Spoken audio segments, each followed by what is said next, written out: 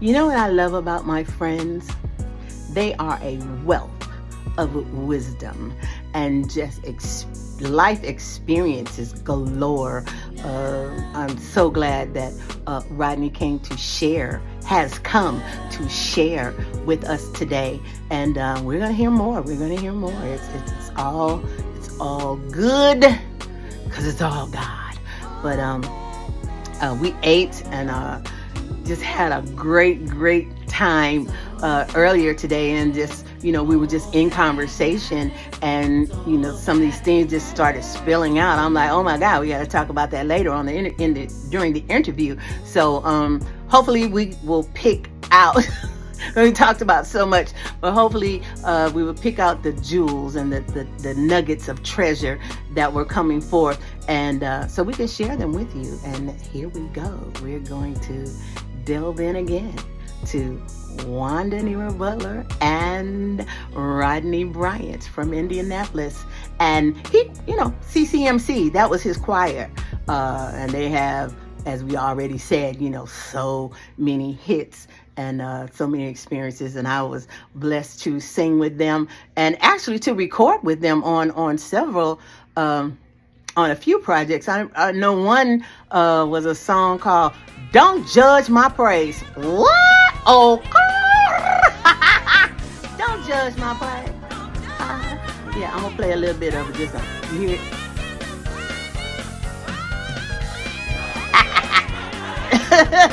Don't judge my praise. Just love it. Love, don't judge. I'm writing this play right now.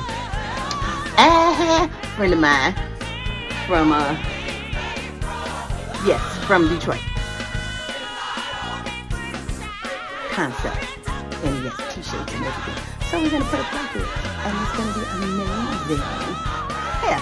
So back to Indianapolis, Rodnie Bryant. Here we go.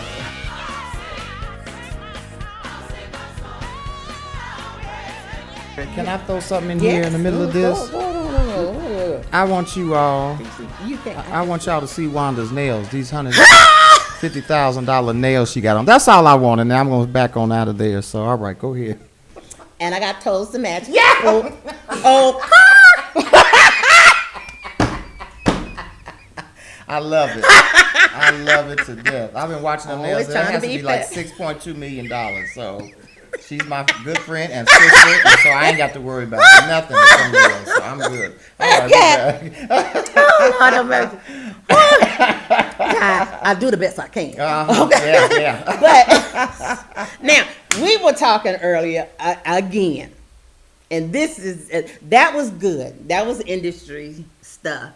But this right here is life stuff. He said something at lunch today that made me and Zart go, oh wow, that is so profound and so true. What are we doing? So now, as you know, I am a foodie.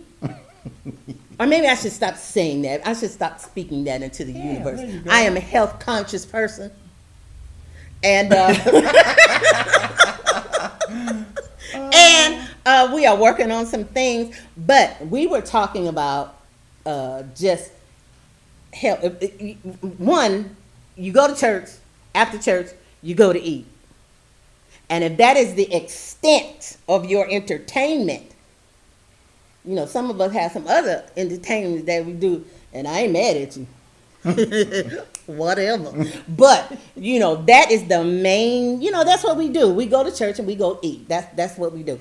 So that's not good for us.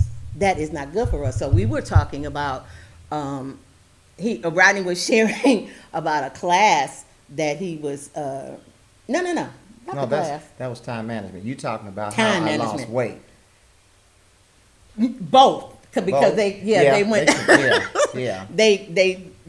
They blended together. Yeah. So I share this story now every time I get the opportunity, because church people are some of the most unhealthiest people that I know. Huh? They are. And I would tell you that I was in the crowd. Some 20 years ago, I was 365 pounds. I called myself a full year. 365 days, ain't it? He's a year boo. And I went to the doctor's office as I did every year because I was health conscious, right? At 365 pounds, and let him sit there and tell me, all he told me for hours was that you've gained weight again, you've gained weight again. Well, this time when I went, he said, okay, well, I've been telling you for about 10 years about your weight, and you won't listen. So today, I'm going to have to start you on several medications because you're going to continuously gain weight. And I was just, I've been a person all my life to say, okay. I just, I don't pay attention to much. And when he said it the first time, I was like, oh, okay. Because I was sitting there like, I need to get out of here. I need to get back to my office. And so he get said, a sandwich. but then the second time, he's like, I'm going to write these scripts for you. I was like, well, what? And then I finally zoomed in on him and said, what's the scripts for? He's like, because you won't stop gaining weight. So I need to write you a script for your sugar, your cholesterol, your blood pressure. He just kept going, what? And I was like, oh, okay. Well, no, I'm not doing that. I'm not taking any medicines. He said, you're going to have to if you want to live because you can't maintain a decent weight. And so right then I was like, oh, Lord's going to have to help me because I knew for a fact, even if I got him, I wasn't going to take him. So I begged him to give me 90 days. And I realistically left out of that office and I went and hired a trainer. And I took a nutrition class because I was logical back then. And if you could talk to me in logic, then I would understand. And then I would turn around and do. Okay. So started with the training, went to the nutrition class. I think that was like 3 weeks. And they talked about food and what it did to your body. So then I started to understand what I was eating. And so went back 90 days later, had lost 27 pounds. They gave me 3 more months. And it was at 6 months I came in and had lost 64 pounds. Wow. So by 6 months I had gotten the regimen. I got it. I got it. So I could do it on my own. It was somebody that helped me get to a point where I could do it on my own. And I thought to myself, well, people have financial advisors. You got all these different kind of people to help you in areas of your life. And I just could not handle my weight. So that was the reason. And then I had a 7-day regimen. I was really strict Monday through Friday. And from Friday at 8 o'clock till Sunday at 8 o'clock p.m., I could pig out.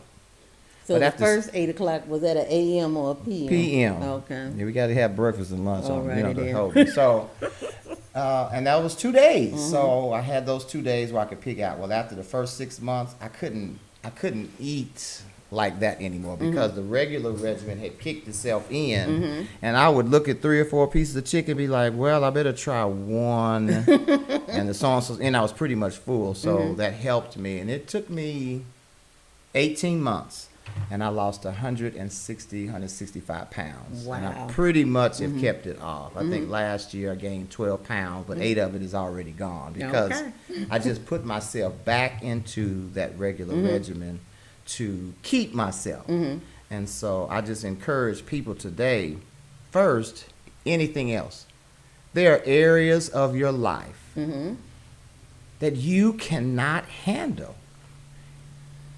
Give it to someone to help you till you can help yourself. That is the biggest thing I can tell people. Some of it is finance, some of it is people, some of it is things, some of it is weight, some of it is food. Whatever that is, if you know you out of order in an area, you just out of order. It's okay. It's okay. You just out of order. God didn't make us perfect, and there are things that we have to work on. And you should entrust Him, and it could be through some other people that will help you in a situation. You always broke? You always broke?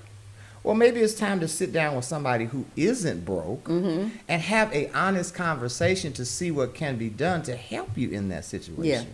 God promised us everything, right? He owns the cattle on 1,000 hills. And so it's all His, and whatever portion He gave to you must be kind of out of order because you shouldn't belong to Him and be broke. Now, people say no, it's not crazy. It's a promise from God. He has all these promises in God's word, and we can quote them, but we can't do them. And some of those is because we will not turn ourselves over in our bad situations so that he can turn them around for us. And that's the biggest problem I found in Christianity is we got these little, and we keep them a secret, but everybody knows. So the only person you're fooling is yourself, right? You're 300 pounds and you talking about, well, I got a little problem. No. No, it's a little bigger than that. And it's okay. Shut up, Rodney! It's okay. It's not okay when you're having a problem. God has put people around you that will be able to assist you, and you won't adhere to that. Yeah.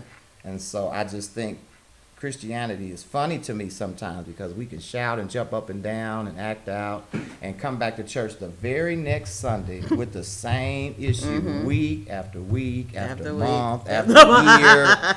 And we have the same issue, and we're talking about a great God who can do anything. And so, I encourage people today to, whatever your downside is, whatever that is, and trust God can handle it. Whether it's him, whether he sent some people your way to help you in the way, release that to him so that the scales of your life can be balanced. It's all about balance. And so, the doctor helped me realize you was a little chunky. And, through him, it helped me to get myself. Your doctor. And so, today I am so, I've been at a period in my life, probably for the last 10 years or so, I'm just as jolly as I can be. Because, stresses of my life are gone. People in my life are gone.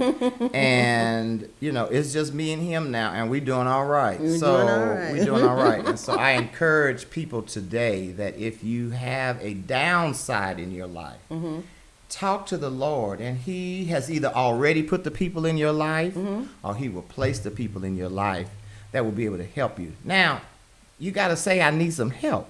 When I left out of that doctor's office, I didn't just start running around. I went straight and hired a trainer to help me because it was out of control. And God promised us 120 years. And so what is taking away the years that we don't make it to 120? We are. Yeah, it's us. That fork. Y'all know I'll be talking about that fork. So turn it, give it to him. Say, hey, I need some help. And God, you show me, you send me, show me where they are, if they're around me, so that I can, one, be a better blessing to him and then to everybody around me. That's our mission in life, is to be more like him. And so Zark is talking to us. I'm just trying to see what he's saying. What you saying, Zark? He said that God said that if you don't wait, you waste your time. I'm take it. Oh yeah, we had that discussion today. We getting there. Ain't nobody gonna like this one. So before let me take a breath first. Before we go there, let's go here. Okay, so this is another one of those flat wigs, right? So you know what it's good for. Bam. That's right. It's a good hat wig. It's a good cap wig. You'll see this hat again later. Let's do it. And we are back. And we have tea because we're getting ready to pour some tea. And we're going to drink some tea, honey. All right. So our lunch was very productive. And as we said in the previous segment, as Rodney was saying. Hold on, Zark. What? I'm not that light, am I? It's Is the it light. The light? Oh, okay. Because It's I was the like, light. I know I ain't that light. And we're back. Okay. All right. So, yes, as Rodney was saying in the previous segment, before our little break, if you ask for help, you have to know when you're hearing your help as well. Because when he started talking about the weight loss and about what he's getting ready to say, it hit home. And I was telling him that when I was working in Florida, I was by myself a lot, so I could I lost like 80 pounds. They back. Don't worry about it. They back. But I lost 80 pounds, and but I was by myself. All I had to worry about was my intake. I didn't have to worry about feeding the children or the grandchildren or the husband and making sure, because now that I'm home, that's an issue. That's an issue because we're both foodies. So when he eat, I eat, which is basically all the time. So, and even if I say I have so much green stuff in my refrigerator that only I will eat when somebody else is sleeping. So that doesn't work, because if it's this is what we can do together. We don't go out, we don't party, we don't even church like that, anymore. So it's what you want to watch, what you want to eat. That's what it is. That's something that we can do together, if that makes sense. So that's what we do. But that's not good. We have to find something else. So when Rodney was talking, it hit him, which helps me, because I don't have to try to cook or appease his appetite. And I'm a cook. I ain't gonna cook and not eat. Oh, so let's get that straight. So it helps. So I want him to share with you what he shared with us. And yeah, pin your wigs down, honey. Kids. Oh, speaking of wigs, you notice I don't have no wig up here for Rodney to put on. Mm-mm. But wait. He gonna wear something before he leave. All right. See, my spirit say he ain't gonna put the wig on. I ain't gonna do that. We supposed to wig out. I will burn the garage down. but I got something for him though. We gonna give you something. We gonna put something on it. Okay, here we go. And so we would, the weight thing has just been a really issue, and I really have. I had so many opportunities to travel so many places, but it was specific. Mm-hmm. I sang, I said hello to people, and I was gone. Mm-hmm. Now I get the opportunity to show up to some of those same people and sit with the people that I was introduced to and have become friends with, and now we get to sit. Mm-hmm. And many of my friends were at the weight scenario, and I didn't mind sharing that, exposing myself, because I disappeared for 2 years. Mm. So I could get myself together. And I remember showing up to a service about 2 years after my weight loss, mm-hmm. and I literally walked past people and said hello, and they were like, hey. And then they came back and said, Rodney? I was like, yeah. What happened to you? Mm-hmm. I said, nothing. Half of me died and it's gone. So, I shared that with people all over, because we are just unhealthy people. Mm-hmm. And then I came home after that and sharing that, and I had a... Wait, we're unhealthy people. Talking about Christians. Yes. We're unhealthy people, but we can pray and get victory and deliverance over everything except our appetite. Yep. And just pop. Go. Yep, absolutely. And so, and I think that's because, even with salvation is a choice. Mm-hmm. It's a choice. And so you can decide, I don't need the Lord. I don't need the, he gives us that free will. Mm-hmm. And so I was in a class. I'm always trying to learn something. I work for the government in Indianapolis, mm-hmm. and I'm in class all the time. And so I'm always trying to learn something. I went back 4 years ago and says, I think I want to get my master's. And mm-hmm. bam, I signed up and did it. So I'm always trying to learn something. And I sat in this class, and this guy talked. It was about time management, because at work, we're always trying to manage this time. Now, I've been to time management classes before, mm-hmm. but this was a Christian man talking about time. Okay. So he kind of had a little spin on things. Mm-hmm. And so we started the class, and we would talk about general things, mm-hmm. And health was included in this time. And then we got to this one period, and he was like, listen, let's check this out, and let's see how we're really doing. Okay. Because I'm saying to myself, I manage things pretty well. I'm cool. Not me. So, I'm always late. I'm working on it. let's not talk about that. No. Yeah. And okay. so he gave us this window. He sat this thing on all of our desks, and he gave us this window of 24 hours. And he says, okay, let's see how we cut this up.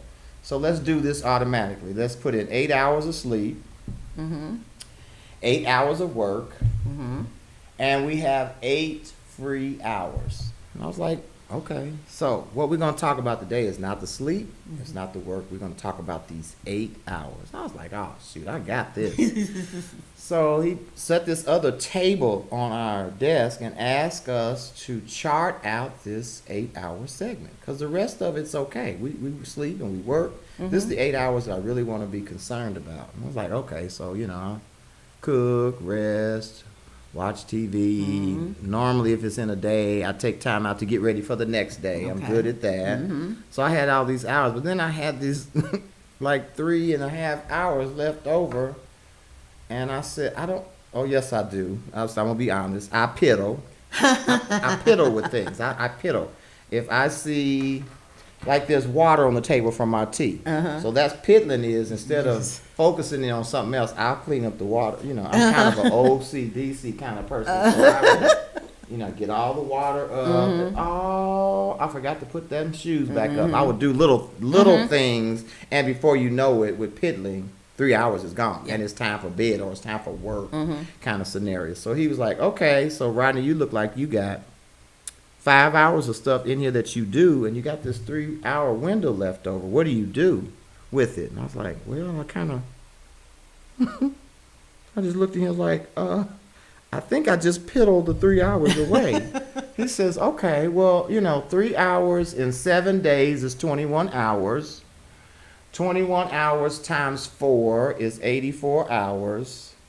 And then we went to 6 months, and we got to 6 months. I said, that's a whole lot of time. He said, yeah. And since you wasted, what we should do is we should ask God to go to the end of your life and backtrack all these hours that you piddled, and then just take it from you. Killed me. And Dead. Killed me. You wasted. you didn't say anything to be progressive about these 3 hours. So when we multiplied it out to a year, I was like, yeah, dog, that's a... But then when he said go back to God and ask him, can he just, since we give it away, we don't use it for anything effective, he says, then just ask God to go ahead now and take those years, because it ended up being years. Take it away, and instead of our expiration date being at 80, we're just going to take it back and let you die at 75, because you wasted that much time away. I was done. You understand me? You could have bought me. Are we listening? Are we calculating this? This makes sense. Yeah, I had to go back and assess those 3 hours and what I did.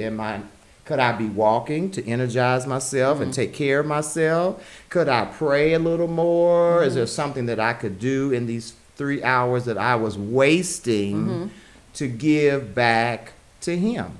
And so that's a good tool for us to stop mismanaging our time, because we come up with all kind of excuses. But the key is, how productive would we really be if we knew that God wouldn't speak to us one day and says, I'm taking 5 years off your life because I've already figured out you're going to waste it. Oh, wow.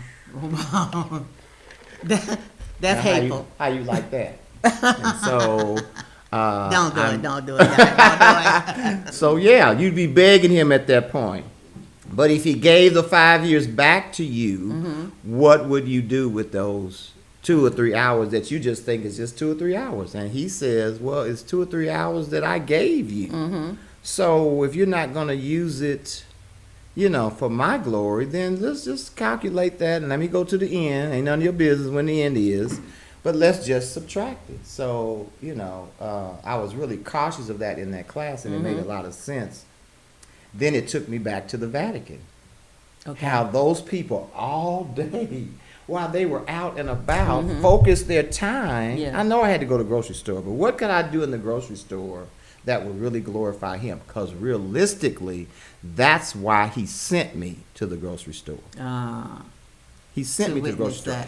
He moved you into this neighborhood. He took you to this church to glorify him. How? And that's the part that we mess up on. We think our house is our home. This is what we do. But what trails have we set to change this neighborhood or this particular church. And I noticed that people in England, it was glorify God all day.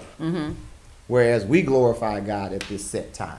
Yeah. And then the rest of the time we are at work. But are we really at work to glorify Him? Or are we at work to make sure in 2 weeks we pick up our check? And so you calculate that stuff, and you would be surprised if you just came up with the average and multiplied it by a year, and then multiplied by 10 years and see how much time has been whittled away. That's a lot of time. And so, you know. This is what you bring into my mind. That men ought to always pray. Always. And then we should meditate day and night. Yes. So, if we're going to follow the word, that's what it says for us to do. So it makes total sense that everything that we do should be in spirit or according to, the move of God, and we just don't. We just don't. Because America has conditioned us for American things. Yeah. We go to work, we have fun, we got this stuff, and we have it chiseled in little silos. So we do this, and we do this, and when the weekend comes, we're going to do this. And it refocuses our thought process of what really why are we here. Yeah. And we are not here for ourselves, right? Right. We are the what? What? Yes. We belong to Him, and we are the sheep of His pastures. And so we should kind of think about, but it's kind of hard because nobody focuses us that way. Right. And so it's kind of hard to pick up that. If I had never taken that class, time, I would have said I'm okay, because generally I do pretty well with chalking out my time. But that even helped me have a greater focus on that particular scenario. This a couple of days ago, I don't want to date the show, but a couple of days ago, I was filling out an application, and they had the times listed, and I'm like, is 2, 7, 8, 7s in the day? I gotta be where? What time? 7 in the morning. And I almost didn't fill out the application because I'm not a morning person. That is not, I don't know how many people, how many souls, how many individuals that I would miss out on because my comfort is 12 o'clock. Now, I will go to a service that starts at 12 o'clock or 3, but it's like 11 means I got to get up at what time to eat, and I shouldn't be thinking like that, but that's the way I thought. Right. I'm like, oh, they have a 6 a.m. service. I have to get up at, not thinking, okay, that's the time your service starts. Time of service your ministry starts at 6 a.m. Well, God, you're going to have to wait till 12. I had to make an adjustment in my mind and in my spirit that if this comes through, I'm going to have to get up and manage my time better. Yes. Because I promise you, everybody know, don't call Wanda before 11, 12 o'clock. You're going to get some voice you don't recognize. So that, time management, that blessed me so much. Now, here we go. We getting ready to wig out. But where Dottie go? Where they go? In there where it's cool. We have some guests in the studio with us today, and we're just gonna let them holler at you. We're gonna be right back. I'm gonna go get your You see what I did there? Okay, I went from the full frontal bang, like that, and then I just swooped it to the side and gave it a whole another look. And she framed the face nicely like that, and pull her down just a little bit. There we go. another look for you. Back to Rodney. All right. All right. And we are back. We're back. And we are back with friends. Yeah. But before we introduce our friends, I can't get Rodney to wig out. Ain't gonna happen. She already know. So this is what we gonna do with her. We gonna put her. There you go. Bam. That thing is covering up this microphone. Hold on. Yeah, there you go. Okay. All righty then. What's up, players? All right, let's get this over with. Joining us in the studio, we have David and David? Dewan from Detroit and Indianapolis here in Atlanta, Georgia. How's that? Yes. Now, David, I met in Detroit when I was living there, and we were serving at the same church. We were at Abyssinia together, yes, with Dr. I on a lock. Oh, yes. Read, scholar! I remember Al. Good word. Great. Great. Say hey, David. Hey, how's everybody doing? That's D Dottie. This is D Dot.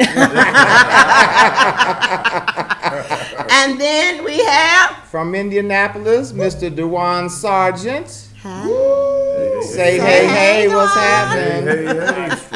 Now, we're going to wrap this up because we've been at it for a while. But I think we should just sing a little song. What you got to think? Uh-oh. We're just going to just improv and sing a song. Somebody pick one.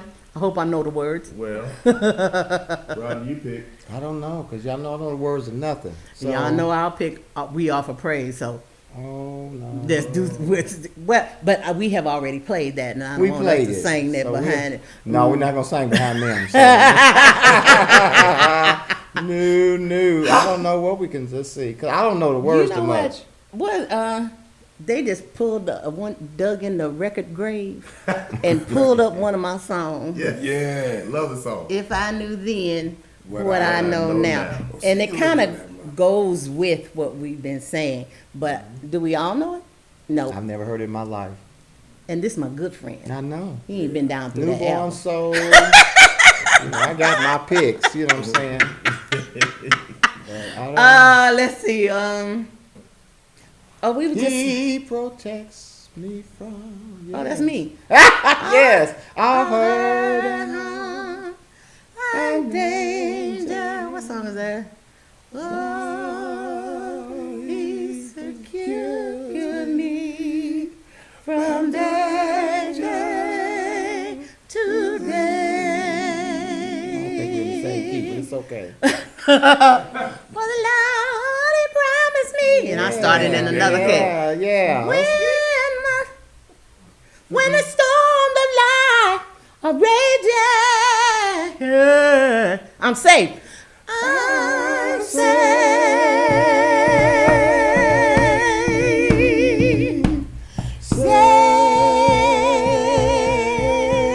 Something like that. Safe in the arms of Jesus, my Lord. Uh-oh, wait a minute, hold on. It's getting too hot. That's too hot. That's that Vanetta Sloss tenor. It's too hot. You know, I start Hey. acting out. All right. Don't do that. We don't want to You put say that on camera. Stacy's. What it Vanetta Stacy? Sloss tenor. Yeah, Oh, but there's a lady in Indianapolis who was a phenomenal choir director in her day, in the 60s and the 70s. And this is the only hat that she would wear. It had to have some Kind of sequence, some kind of sparkle, bling on it, right? some kind of crystals. She had over 150 or so hats when she passed. She away. got me beat. Yeah, Okay. she had. They were and then friends would start bringing them from everywhere. To Oh, get to wow. her. Yeah, so they tried to. Oh, we on camera. You We better can have it you can still send hats. on. They put them in the casket. with No. them. It'll be shoes. It'll be We'll be shoes stuffing and shoes and wigs. Wandas. Shoes and wigs, honey, and lashes for days. They're gonna be sitting up out of Right. Y'all would say, did them lashes move? Wait a minute. She's alive. I have already left instructions with my daughter and Kenny Madison, who is manager slash, what you call them, the funeral people? Well, I don't like undertaker. Director. Yes, funeral director. Yes. And I've already left instructions to have my shoes around the room, stairs, and hair for days coming out of that box. And she has enough. She stumped the yard in these shoes. Yes, honey. Yes, honey. And she walked through with these. Yes, And, ma'am. yes, in Indianapolis, every day after the fair, we slept in for a little while. And I already knew. You pick up Wanda. I don't know if Zark knows, and if it is, I'm ready to tell. He knows. Yeah, he know. And we would go to the mall, and Wanda got so good, without me, she could walk straight to the store. And this is what I would say: Wanda, go in there and get your 3-4 pair. I'll be sitting right here when you get done. And you know, I've never seen somebody that will stay there for hours till she got the right shoes she was looking for. And here she come to the counter. You think these? No, you know, you get ready to get them. Just go and get the shoes. Let's get on out of here. We done passed up lunch fooling with her in these shoes. So she's got plenty. There are a pair or two. I know 2 pairs of shoes that I got down there in Indianapolis that are on my shoe rack now. I still wear them. And you know, we move several times, Joe. You know, every time you move, you lose something. But I know for sure there still are at least 2 pair. Actually, there are 3 in the house, but one of them I fell. I put them on and I fell backstage, and the service started. The service started. What in the world? The praise team started singing, and I was singing lead in the back. I was on the floor. In the Indianapolis shoes. In Indianapolis. Yeah, but it was like the platform was like this tall, and then it curved in the front, so I miscalculated, and I was rushing trying to put come in on time, though? Honey, honey, the children were singing, and I was in the back on the floor with my microphone. And they was like, we were wondering what happened. They just thought I was, showboating, but no, I was on the floor. Indianapolis failed you. oh my God. But they were some good old shoes though. I had to give them to my daughter because I've reached the age where I can do anything I want to do. I was getting ready to say something else, but so I brought it down just an inch. I don't do 6-inch stilettos anymore. Just 5. Okay, that's pretty good. That's pretty good. Yeah. I had to practice all week working in a month. Yeah, but we know. All right. So, thank you guys. Thank you. Y'all got anything to chime in on what we were talking about? Well, this scripture talks about in the multitude of counsel, there's safety. Yeah. And so what we heard today was a lot of great counsel. A lot of good counsel. Yes. Please take heed. I am going to. I think one of the things that stood out for me, you guys were talking about just gospel music, where it's come from, and what we have seen in the past, and how we're seeing the evolution of gospel artists and music. And what I would say is something that I've been on was Proverbs 10:9. The fear of the Lord is the beginning of wisdom. And when you're going through when we're starting to stand back and watch, we're seeing the lack of fear. We have to be so afraid and cautious to carry God's stuff. And I think that's what we're losing. We would get out there and direct and sing and holler for nothing, because we wanted to bless the people. Yes. And more important was, and it didn't even ask for anything. You know what I'm saying? And like Rodney was saying, not that it's not a business side to it, but I think that we're lacking that connection to the real focus these days. Yes. We just do it because we can. Yep. And there is no conviction, nor I don't want to use this term, but everybody knows it. There's no oil. And what makes a difference is that lifestyle, that discipline, that weight up that you put on that guest, on that gift. That lifestyle makes a difference. Yeah. Yeah. It's And nobody's saying lifestyle means perfection. I'm all for enjoying life. Yes. That's right. If it don't hurt nobody else, Listen. go ahead on With your bad self. Yeah, with your bad self. You know, and there are different levels. People are on different levels of lifestyle, but it's intent and focus. It's according to your yes. It's according to what's attached to your yes. What being attached to Wanda's is different from Rodney's, and what's Rodney's different from Donald Lawrence, and you know. So at times, when we are on our journey, sometimes our yes requires more discipline, more cutting away. Times when we can have more pleasure, because I love going to the beach. I'm a beach buff. Come on. You know, I'm sorry, I won't be opening up devotion this week. I'll be lifting up my hands at the beach. Do some suntan lotion. I mean, lay hands and listen to suntan lotion. That's what I want to walk with. That's what I'm saying. But I just wanted to add that. That he's at the beach. On that note, And still, seeking God for the fear, have to keep fear. I don't want to ever be too disconnected. I don't have the fear of the Lord in me anymore. You know, I just want to be able to be careful with His gift. You know, because gift talking about repentance. You know, everybody gifted, and like you said, the ability. People just get up there because they can sing. These young folks is singing. They hit every note. Yes, on honey. the dime. I mean, I love every they minute of riffing it. in their sleep. I mean, oh my goodness. Yes, and clean with it. Just But where's the change? You know, where's the change? You know, the power behind it. You know, the discipline that's behind it. You know, you have to live up to whatever's attached to your yes. Yes.